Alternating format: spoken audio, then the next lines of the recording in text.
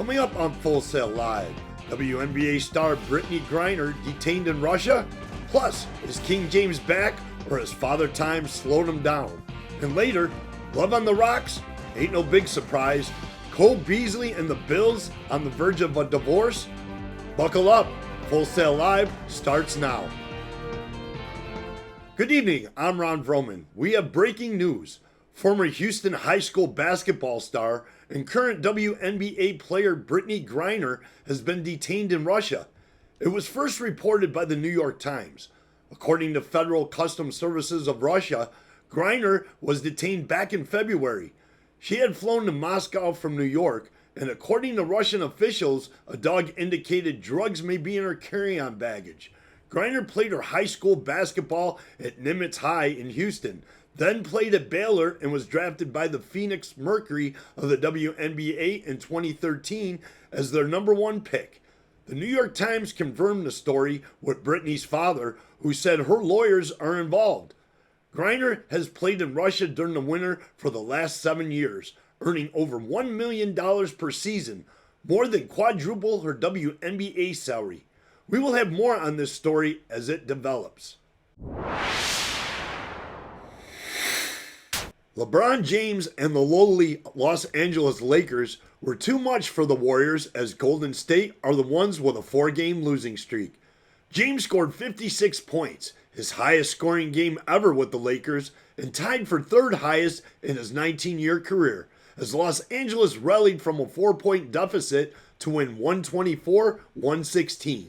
James was 6 of 11 from the three-point line and 12 of 13 from the free throw line. The Lakers, who grasp on even a play-in tournament berth, has become precarious as they have tumbled down the standings, snapping a 4-game losing streak with Saturday's win, in which James set a slew of records. Long live the King! James joins Kobe Bryant, Michael Jordan, and Jamal Crawford as the only players to have a 50-point game after the age of 37. The Buffalo Bills and Cole Beasley could be headed towards a divorce. Beasley has been granted permission by the Buffalo Bills to seek a trade. Buffalo General Manager Brandon Beam confirmed the news on Thursday. We now bring in NFL insider Scott Tucker. Welcome, Scott. How you doing? Good. Scott, what is your reaction after 3 seasons? Why is Cole Beasley seeking a trade? Well, I think a lot of it has to do with the COVID situation, how the Buffalo Bills handled and not supporting him. He was kind of an outcast as not being vaccinated, and he had a lot of opinions with not being vaccinated. Do you think that it's because of the salary cap, or more so do you think that it's because of COVID? I mean, didn't they get past the COVID stuff already? He already played a season, so aren't they all past that, or is it more of a money thing? I believe he's still a little salty about COVID. The salary cap's not really a problem for him. It's only $7 million technically that would David owe for the salary cap, but he's only owed $6.1 million. If they cut him before June 1st, it's $1.5 million. After June 1st, it would be $6 million they would owe Cole Beasley. So where do you think would be a good spot for Beasley? What team do you think would be his best option? I think if he is traded, New York Giants. He's familiar with Brian Dable. That would be the best fit for them.